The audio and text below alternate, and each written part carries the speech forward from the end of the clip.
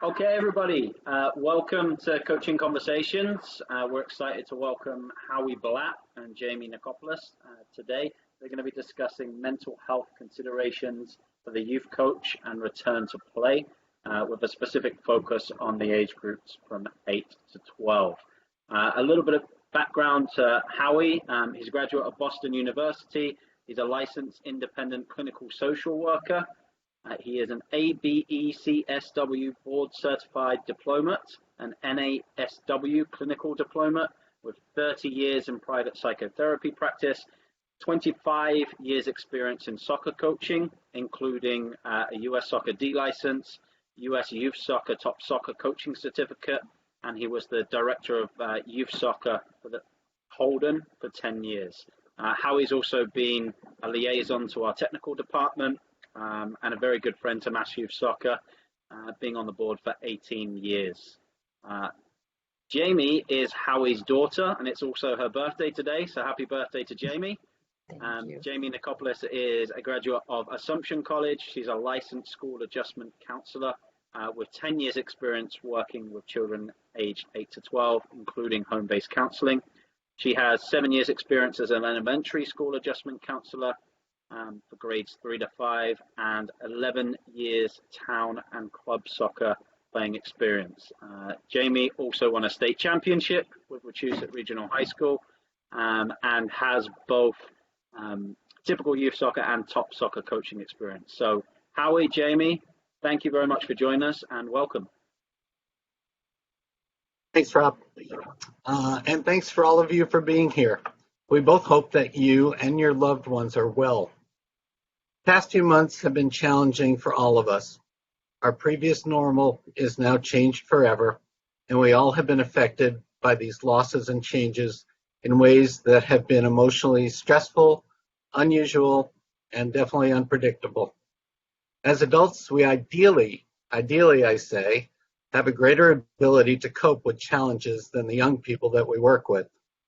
We hope through this conversation to offer you some useful developmental and mental health considerations that we thought might be helpful for you to be aware of as we return to working with our younger players.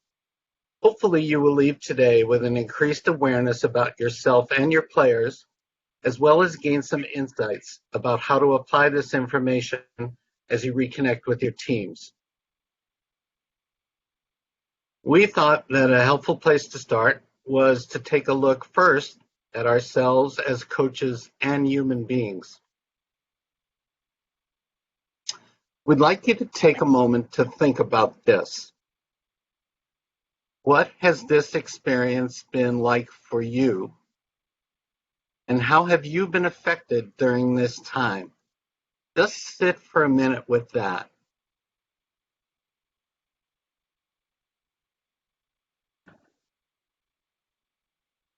And in thinking about that, do you believe that we can be sensitive to the differences between our own attitudes and experiences and the attitudes and experiences of the players and their families? Things have really changed. With that, now I'd like you to take a moment and now imagine what it would be like going through this as a child.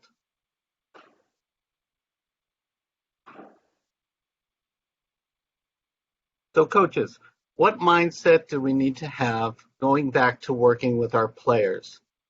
Can we stay focused on the process of what has happened and what we're trying to accomplish versus getting stuck in the content? Do we know how to respond to our players' needs versus reacting to them? Now, process, as most of you will probably know, is the big picture, and content is the details. You've all heard the saying, not being able to see the forest for the trees. As far as responding and reacting, responding is thinking before you speak or before you act. And reacting, obviously you all know that. It tends to be very impulsive. Many times we regret it, and sometimes we have to apologize for it. So responding typically is much more functional as a coping skill. Believe it or not, it only takes 10 seconds 10 seconds to step back and respond to a situation versus reacting to it. Well worth it. Coaches, can you practice mindful self-regulation? And what I mean by that is having patience, empathy, understanding, compassion, and realistic expectations for both yourself and for your players. This is a really important self-check. Remember, 8 to 12-year-olds are at a critical developmental stage and are easily influenced by authority figures. So what you do is something they see and something they look to for information. How are you feeling about respecting the current guidelines? I know I sat in on the DSD presentation last night, and the guidelines are quite complicated. It's going to be important for you to know when communicating with your players and your families about returning to play what your attitudes are. And will your attitudes about these guidelines demonstrate good leadership and a responsibility to those in your care?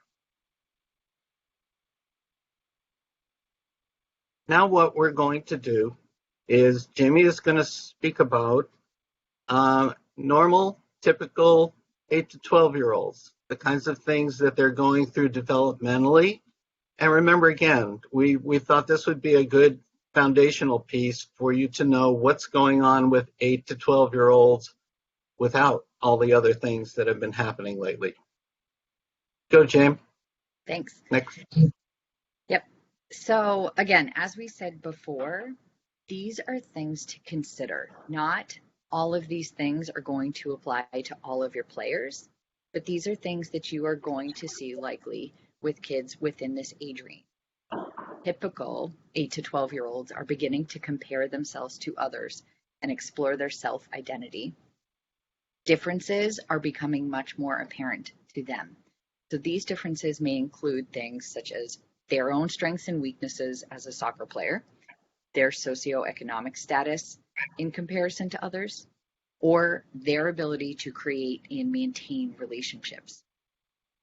They may start to reflect on how they fit in with other players on the team. Cliques are starting to form, and you're going to see that peer acceptance is a huge motivator. With that, we will also see a spike in peer pressure.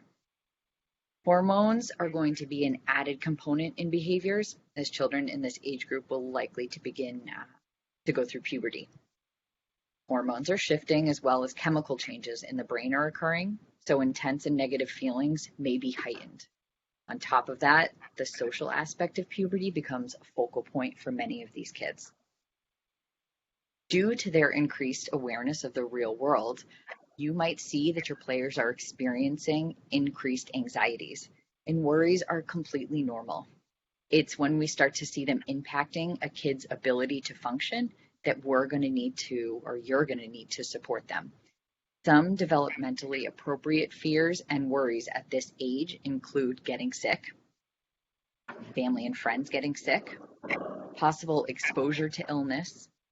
They may be anxious and worried about why they're not able to see others, that they're not at school, that their parents aren't at work, financial hardship, death, fear of being different, and images that they're hearing on the news or seeing on the news. We want to be mindful that many of the kids in this age group have access to technology. They may be getting information from social media and other media online outlets.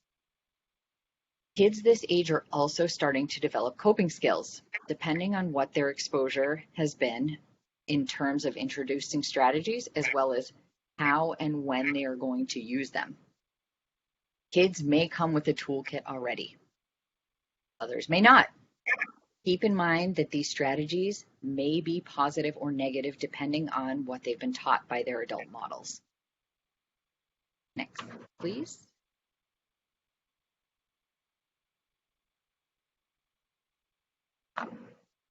Now, some additional developmental considerations.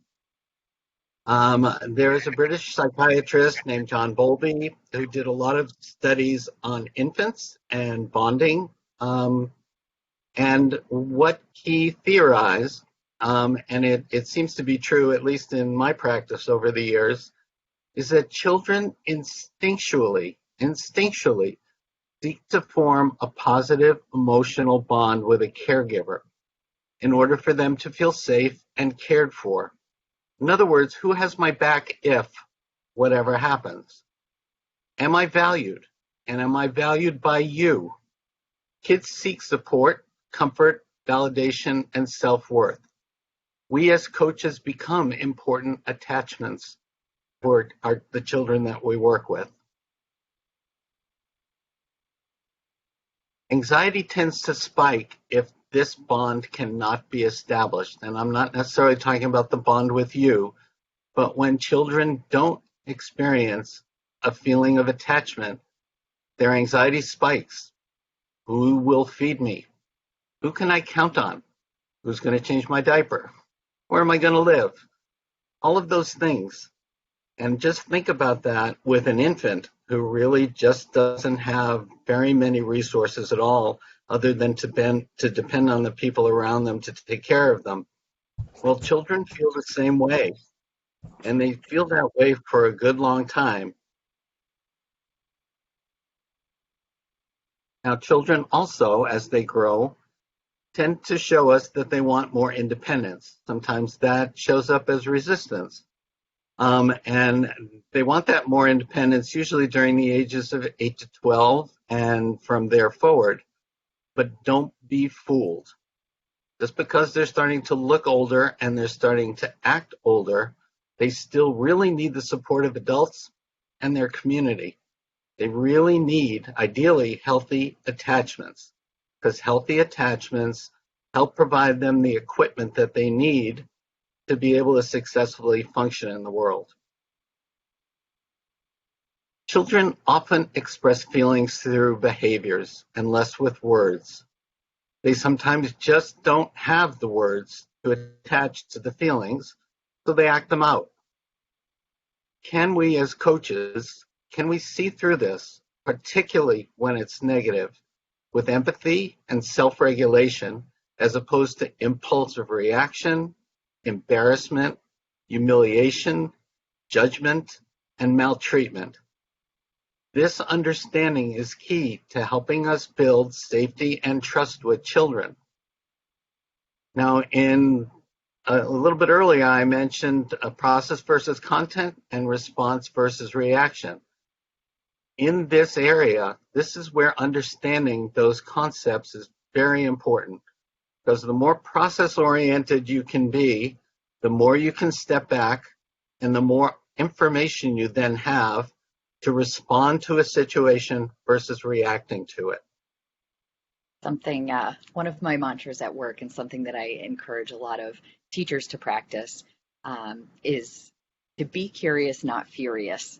So not saying that you need to figure it out or you need to fix it, but to be able to step back and find a way to respond rather than react. That behaviors are their way of communicating their own struggle. It's not a personal attack on you. Our behaviors also communicate a message, so we need to be mindful of our responses because we need to be aware that they can be interpreted by someone else in a positive or negative way.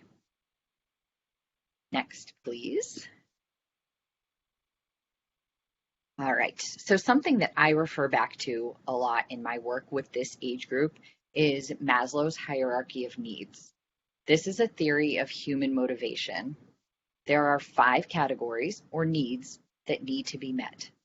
If your lower needs at the base of the pyramid aren't met, then you aren't in a position to fulfill your higher needs.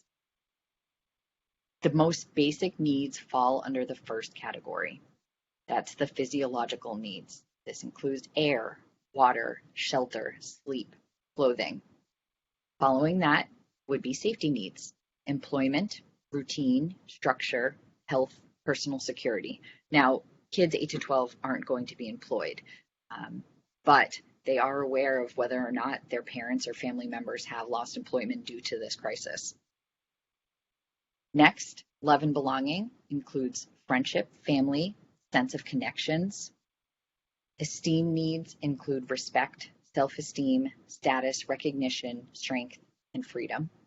And finally, at the top, self-actualization, which is the desire to become the most that one can be. At this point, developmentally, we're really focusing on the first three categories. These needs have been threatened throughout this crisis, and people and families may be experiencing shifts within these categories that they weren't concerned about prior.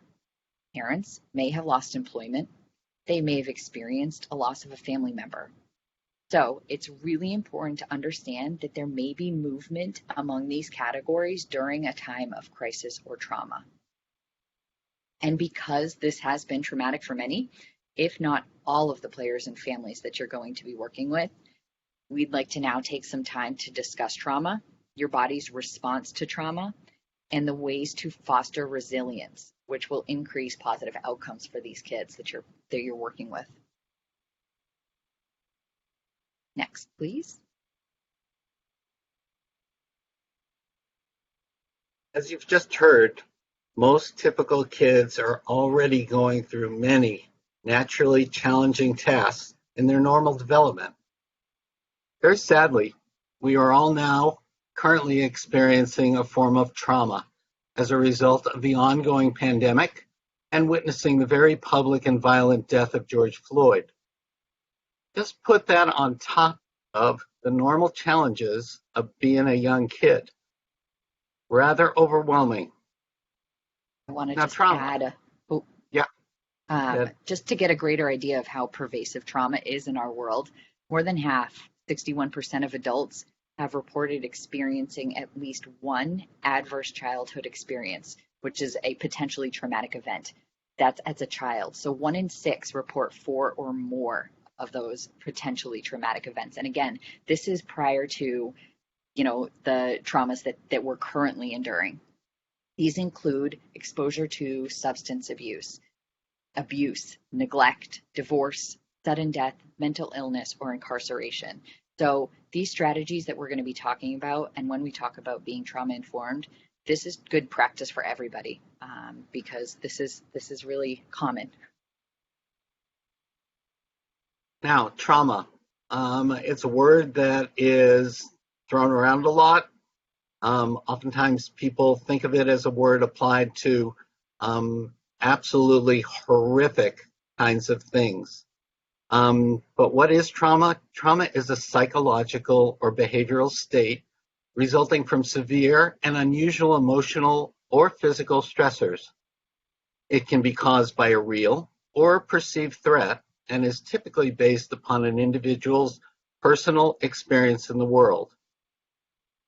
During a traumatic event, rational thought fails, and as a result of the severity of the experience, the lack of skills to cope with it, they also are either not there or they fail. Now, to put kind of simply, the way trauma works is there is a stimulus. There is then a response to that stimulus. If there are functional coping skills, that will tend to lend to a more normal recovery. John McCarthy from Boston University speaks to that in some of the research he's doing on trauma-informed coaching. Now, in a trauma situation, again, there's a stimulus, there's a response, but when there are no functional coping skills to deal with that response, then that lends to limited recovery. Kids are naturally more vulnerable as they are just learning basic coping skills depending on their available adult support systems. So kids are naturally ill-equipped to deal with trauma, let alone adults that have coping skills oftentimes don't have the skills to deal with it either. So kids are particularly vulnerable. Jamie? So another way to visualize this trauma response is shown in the 3 graphics on the screen. The first, which is in the bottom left, explains your brain's response to a typical situation. You observe it, you get input, you interpret that information, process the information, evaluate your options, make a plan, and then you act. We then move to your brain's response to a traumatic situation. Your brain still observes and interprets, but then they take the express route, which is a reaction: fight, flight, or freeze. Then we act. We did not process, we did not evaluate our options, did not plan. This obviously may lead to negative outcomes, as this is a reaction rather than a response. If we are subjected to continued trauma or stress, our brain repaves our route, and the express route or reactions become our go-to response to a situation. Next, please.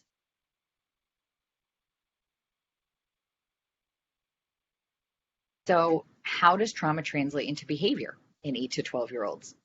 Some typical trauma responses include heightened fear during normal routine activities,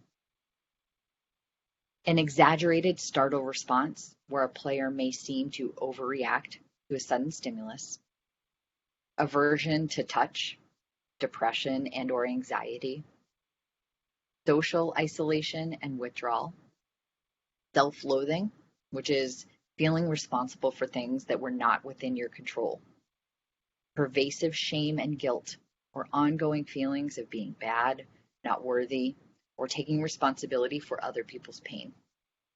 Heightened resistance to authority, rules, control. Difficulties with emotional self-regulation. Behavior regression, in which someone acts or behaves in a way younger than their chronological age. Skewed boundaries. Those can be physical boundaries, getting too close to others, or emotional boundaries, being best friends with adults.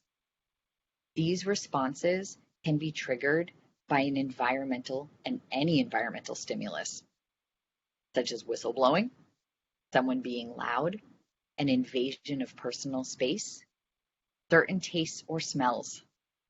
You can be helpful by staying mindful and aware, which will allow you to recognize this as an automatic response and validate them while providing a sense of safety and acceptance.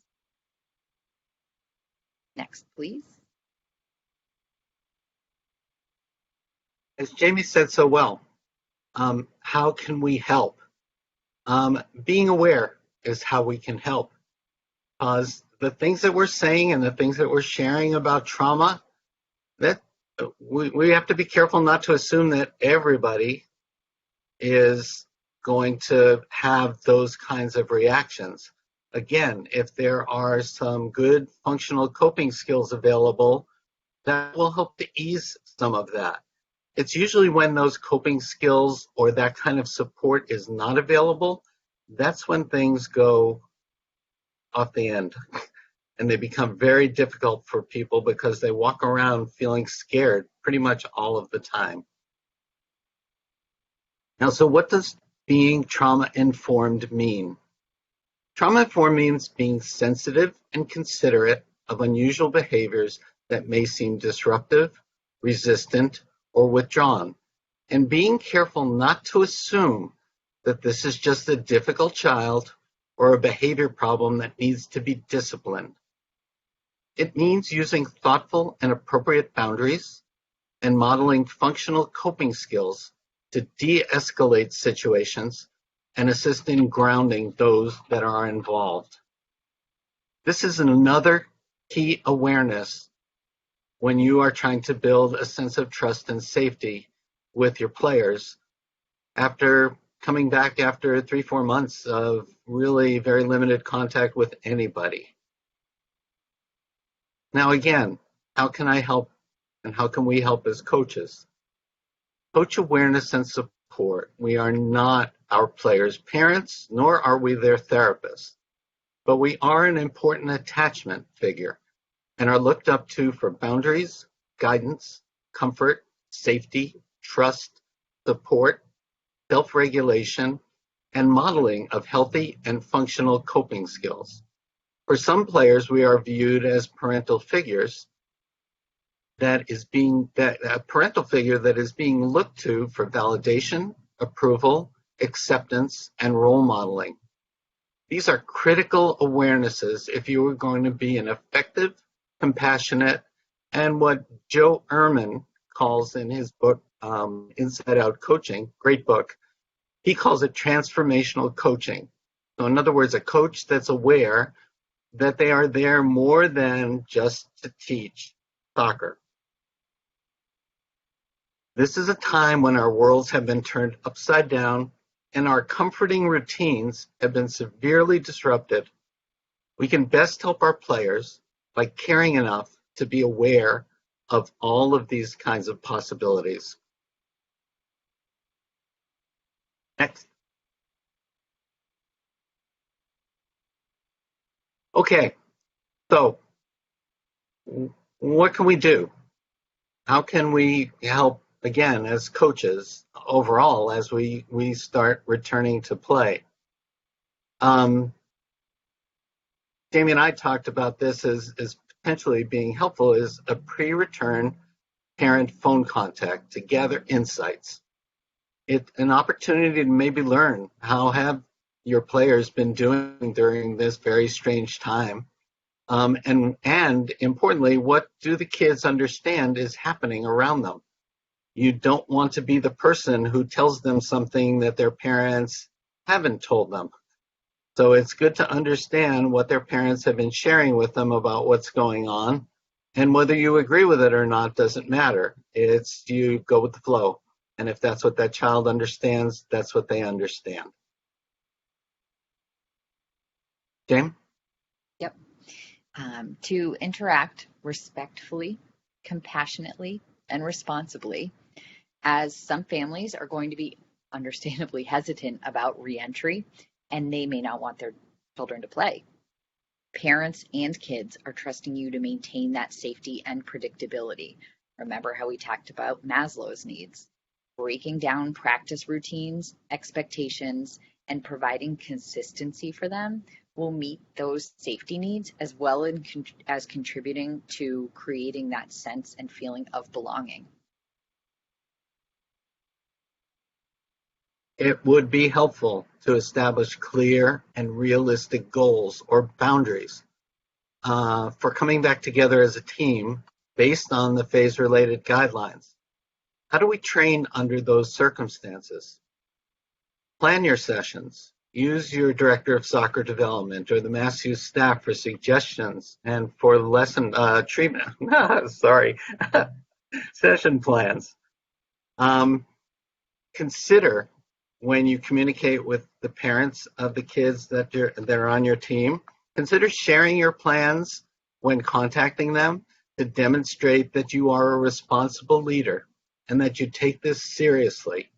Families will be looking to see if you're going to be responsible about this because they have to make a decision about whether they're going to allow their children to participate or not, and we have to be prepared for that.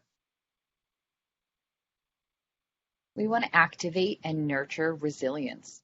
Resilience is the capacity to adapt to a major disruption. Children are incredibly resilient when they're guided to use that ability constructively. Healthy attachments and connections are a major protective factor in building resilience. Simple yet impactful things that you can do to encourage connections and remain trauma-focused include simply greeting each player when they arrive and outlining the day's activities at the beginning of your session so they know exactly what to expect. Next, please.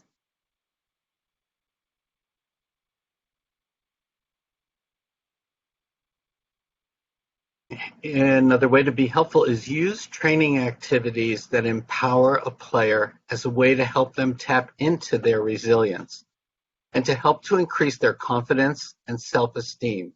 Again, these children have been out of touch with their typical resources for validation. So by you presenting them with activities that give them a chance to perform, give them a chance to exercise, to interact, it all helps to open up their worlds back to sources of validation. That's really important.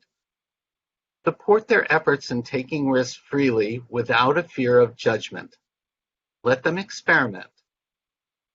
Create what we call in the therapy world a holding environment. that honors the current situation and empowers players to feel free from concern while experiencing fun learning opportunities.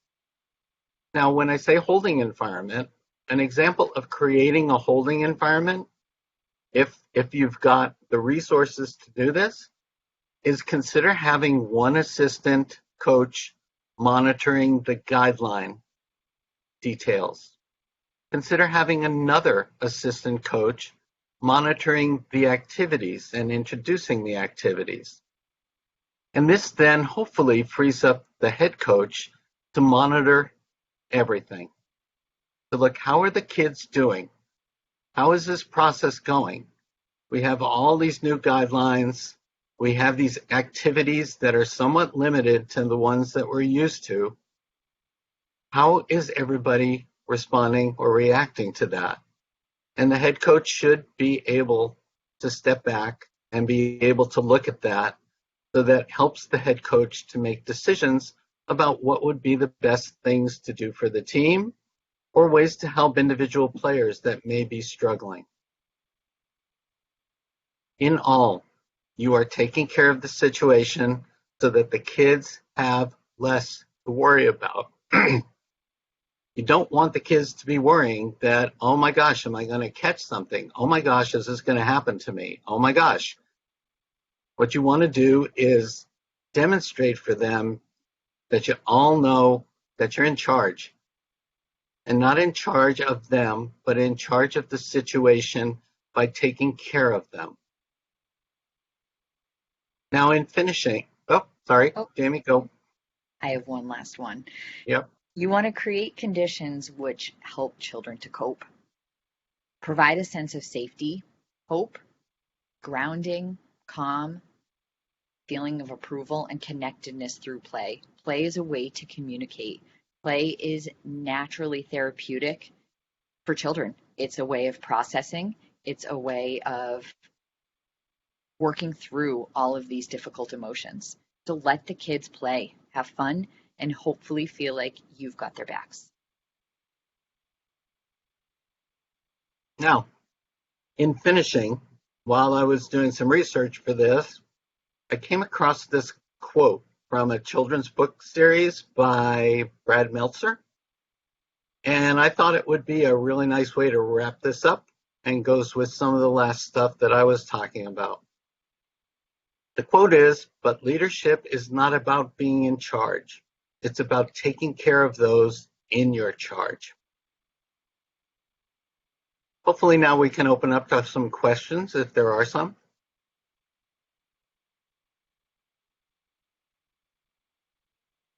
Firstly, thank you, Howie and Jamie. Really fantastic presentation. If you do have questions, please type them into the chat box. That'd be greatly appreciated. I'll start off with one I took some notes on as we went along. In regards to coping strategies, particularly in the context of youth soccer and the players that we'll be dealing with, do you have any examples of coping strategies or behaviors that might occur next week, Jamie, and some best practices for how coaches could handle those? Yeah, I think one of the main things that coaches can do is build the practice and introduction of strategies into your routine. So introduce them to every student or every player that is going to be attending, so they don't feel like, okay, I'm being singled out, first of all, and that everybody is doing this. Again, it builds that sense of community, which is so important for them, but also lets them know that you're recognizing that this is something difficult and there may be things that they need to do to deal with these things. Grounding techniques are really effective, and it doesn't require having any tools, having any props, anything like that. And what I mean by grounding strategies is you really just use your five senses. And what's so effective about that is that it brings you back to the present moment.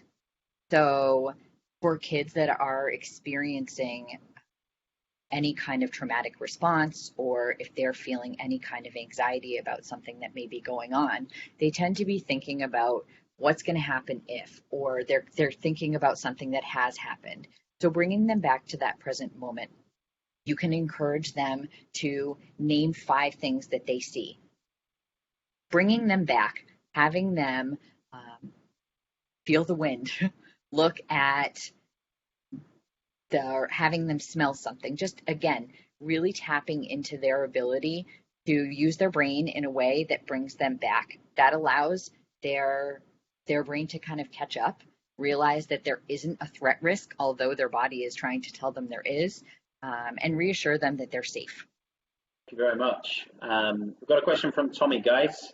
How do you begin a conversation to help the children cope?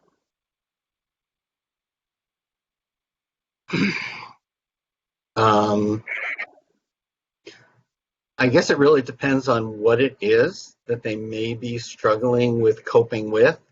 Again, I think we walk a fine line, unfortunately. We don't know what families have told their children about all the things that are going on. So I'm not sure we want to intervene by saying, well, this is happening or this is happening. We want to try to be sensitive. So I think the more that you can interview your player and say, well, what's going on for you? You know, is there something that's concerning you right now? Ask explorative questions that hopefully will help to tweak out information that you need to help be able to answer their questions or help them, again, ground themselves. And to avoid assumptions. You must be feeling so angry about this, or you must be really scared coming back, because we don't know how they're feeling about this situation. Like we discussed, trauma is so individualized.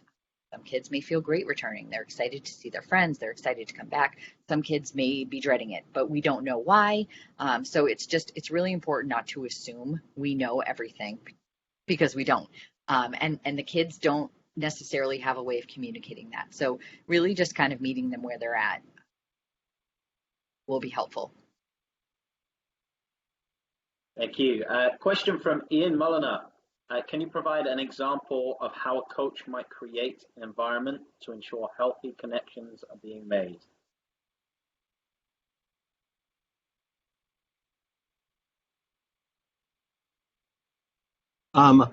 Since these weeks will be based on these guidelines, and so there's not going to be a whole lot of close interaction.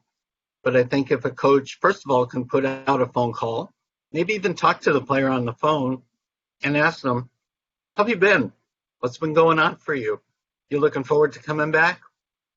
And then, like Jamie said before, is maybe get the players together on the field, safe distance, and you ask them, how have you been? It's really good to see you. You know, really bring them back into the fold of what they hopefully were familiar with before all of this came to be. And, you know, remind them that it's been a long time. Remind them that it's been, you know, at times difficult, but that we're back to play. And like Jamie said earlier, play is a great expressive form. It helps children to process things. So the more that you can be bright and jovial, just like Ian, and you can kind of, you know, try, like I called it a holding environment before, creating an environment that lets the kids suspend what's been going on around them for an hour. Take care of that time for them.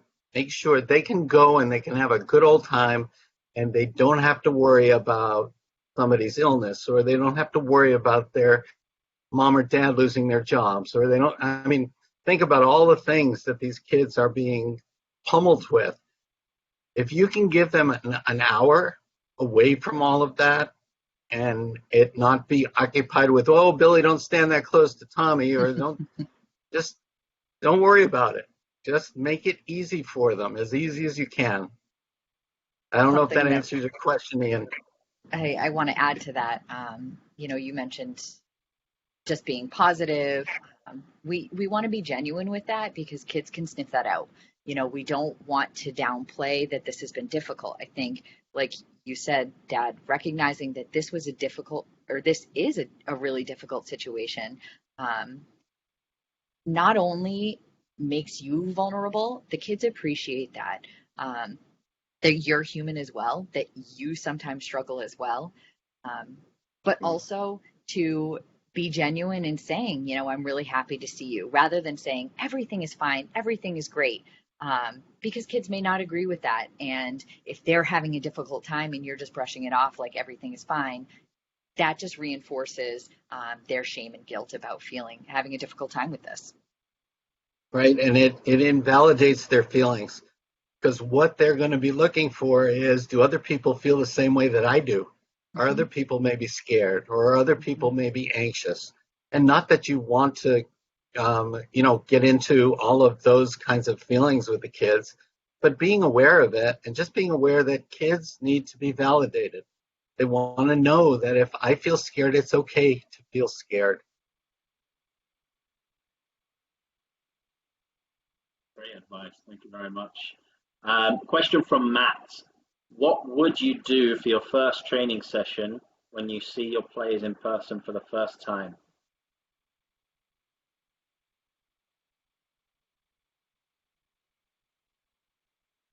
James? Oh, sorry. I was assuming you were going to take this one. Okay. I think kind of like we just discussed,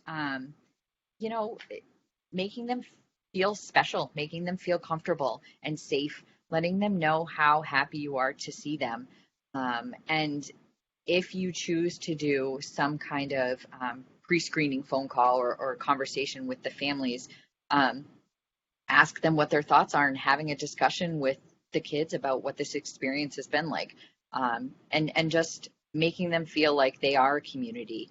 Talk about some ground rules as a group so that they feel like they have some control over this situation, which is going to be really important for them, whether it's ground rules or expectations for them for what this season is going to be like, so that they know that they have taking some charge in how this might play out for them. And I think, based on what I talked about earlier about attachments, kids just naturally want to attach to figures that are going to be supportive, caring, and are going to have their backs. So I think when the kids come back, it's important for you, if they don't already know you, to introduce or reintroduce yourself as someone that they used to have a good old time with, and someone that does have their backs, and someone who does understand that you might not want to be talking about illness and stuff for the next hour. What we want to do is we want to go out and kick a ball around and have a good old time and laugh and giggle and put that away for a while. And that you, as a coach, have the ability to hold that for them, is to keep that for them and remind them that it's okay not to worry about it for an hour, because I got it. Thank you. Question from Steve Hughes. Do you have any tips or strategies for keeping players with attention deficit hyperactivity disorder or similar engaged throughout a session whilst employing social distancing strategies? Oh, wow. So, Jamie, you want to take a shot at that? Well, and we, and in the school setting, try and provide as many ways to teach a child as possible, because regardless of whether or not they have a diagnosis of ADHD or anxiety or anything that would impact the way that they're learning, there are all sorts of ways that children learn. So I think that being creative in the ways that you're approaching this and allowing opportunities for movement is going to create success for all of your kids, diagnosis or not. I think that you're just going to find that you're going to have to create those opportunities in a little bit of a more creative manner, because there are things that you're limited to. But just really trying to incorporate that movement component, but also when you're introducing strategies or when you're introducing drills, I don't even know what you call them now, activities, exercises, try and show them how to do it as well as telling them how to do it, because kids with attention, and even with any kind of trauma, they may not be paying attention for a whole multitude of reasons. It may not be ADHD. They may be thinking about, oh my gosh, is my mom going to pick me up? Oh my gosh, what might happen if? So just to remember that attention is an issue for all 8 to 12-year-olds for many reasons. So just incorporating movement, try and use as many different mechanisms and ways to engage them in terms of movement, because that's going to distract their brain enough to focus on the task at hand. Thank you. Right, and if for instance you were, let's say you were doing maybe a dribbling kind of an activity, once everybody looks like they're pretty petered out from doing it, you could go over to that one child and say, wow, you did that really, really well. Mm-hmm. Could you do it 5 or 6 more times? Because I just would like to see it. It was pretty glowing, and I think you did an excellent job. So show me how you do it. And again, it would do exactly what Jamie is talking about, which keep them moving. And that's what they love to do. They love that stimulation. Yeah. And have them be that model. So if you're introducing an activity, have them be your assistant and model what you're doing. Pre-teach them though, let them know that you're going to call on them and say, hey, would you help me introduce this activity? So you're not putting them on the spot, because that might create a heightened anxiety as well. Thank you. I have an additional question in regards to how would you address an individual's player behavior with the rest of the players and the parents as well? As a coach, we're able to regulate ourselves and try and show empathy, but how can we help integrate that into the wider environment? I'm not sure I understand your question, Rob. How do we get players and parents to be more understanding of other individuals' circumstances and the behaviors that they exhibit? So, go ahead. Go ahead. We have these conversations all the time, with entire classes and parents and teachers, because it's hard to understand. And when you see a kid that may be displaying disruptive behaviors, you think, oh my gosh, that kid is so oppositional, or oh my gosh, that kid, parents need to do this. Really just to reinforce that all of these kids have experienced something really difficult, that the parents have experienced something really difficult, and that we need to take a step back and understand that behaviors are their way of communicating things. So just to really try and encourage their empathy. I know that it's difficult too, because some parents might come back with, well, this is taking away from my child's experience. It's a hard balance, because you want to remain confidential too if there are things that you know about certain families or players. But I think that it's really important to protect the kids that are really struggling, because those tend to be the ones that you're seeing with those potentially disruptive behaviors.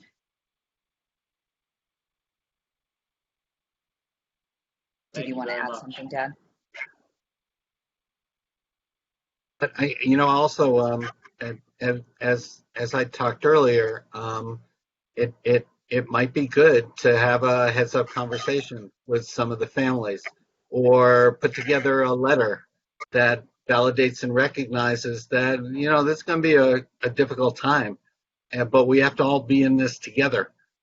And again, it's not about the coach being in charge. It's about the coach taking steps to care for the people that are in his charge. And very honestly, from coaching for so many years, I think your families are part of what's your charge when you're a coach as well. And being empathetic to everybody, right? I think that, parents might come at you, or kids might come at you and say, yeah, it really seems like that kid is struggling, or it seems like you're having a hard time with how disruptive this has been. Just understanding that everybody is going to have a different experience, and they're going to be nervous or frustrated or angry. And just to validate this seems really difficult for you, or this seems like you're really frustrated with this. What would you like to see? Because they may have some suggestions, and you can take it or leave it. But at least just feeling like they've been heard, Not to say, mind your own business, just at least validate them and respond to them with empathy. Because again, we're coaching, we're modeling those appropriate strategies, and that might put that either parent in check or that kid in check to say, yeah, you're right, this kid probably is really struggling. Well, and part of helping people to feel heard is being able to self-regulate as yourself, and to be very careful not to judge.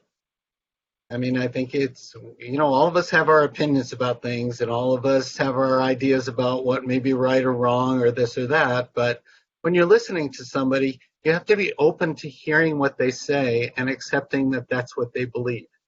And if that's what they believe, that's what they believe. It's not a time to argue that or to criticize that. It's a time to validate that. It seems to be a word that keeps coming up over and over again, is to validate, is to say it's okay to feel that way, whether you agree with it or not. Thank you. I've got a question from Caroline Foscato that I'm going to put Ian on the spot with. Will you have any online or other trainings we can do with coaches on this topic, Ian? We're certainly working with that. I've investigated with our higher authorities, with US Soccer, with United Soccer Coaches. There is information available. There's also a course that's available. It does come at a cost, so it might be a bit prohibitive. But we're certainly, I've stirred the pot enough that we're getting some things going, because it's definitely, it's seen as an urgent need. So is there something in place right now, not outside of the resources that have been forwarded on to me, but it's something that I'm going to push for, because, I'm sure we'll find in the next few weeks as we all go back outside, there's going to be a need for this, without a doubt. And something that the time you gave me. Something I'm not sure that we mentioned before is that although in this presentation we've been doing a lot more focusing on 8 to 12-year-olds, a lot of what we've talked about is relevant to all age groups. It's not limited. We wanted to give you more insight into what an 8 to 12-year-old might be going through developmentally at this stage. But all of the other things that we talked about with trauma and support and validation, 19-year-olds, 25-year-olds, they all need the same thing. Adults, everybody needs that level of respect and consideration to be able to feel okay and safe and motivated to keep going forward. Yeah, and if there's some exploring that you want to do, we've also included some resources with some videos and articles if you want to do some further reading specifically on trauma in the presentation as well. We'll also make the presentation and the video available via our website. I'll get that done by this evening. We do have a question from Terry. When a player is having a meltdown, how does a coach support the player without the other players thinking the meltdown is acceptable behavior? Mm-hmm. So a lot of teachers say this too. Well, I have to make sure that I maintain control, because if this kid can do it, then everybody can do it. Ultimately, kids will do well if they can. It's their way of communicating. You may see an uptick in behavior because that kid is struggling, not because they see that one, so they think that it's acceptable. And I know that there's a fine line between that. I would make sure not to try and make a lesson out of that person too, because this age group is so focused on their peers. If you think that this is kind of like an attention-seeking behavior, you're only going to reinforce that by saying, don't do this, because they're getting attention of everybody. So if possible, try and pull that person aside. I mean, from a socially acceptable distance, and have a conversation in an empathetic way, or even address the group and say, this is an acceptable behavior. We're going to let that student, or we're going to let that kid calm down, and we're going to continue on. That's why I don't know if you guys have assistant coaches but to be able to tag team in that sense where one person is handling that situation so you can focus on the rest of the group and be present with them.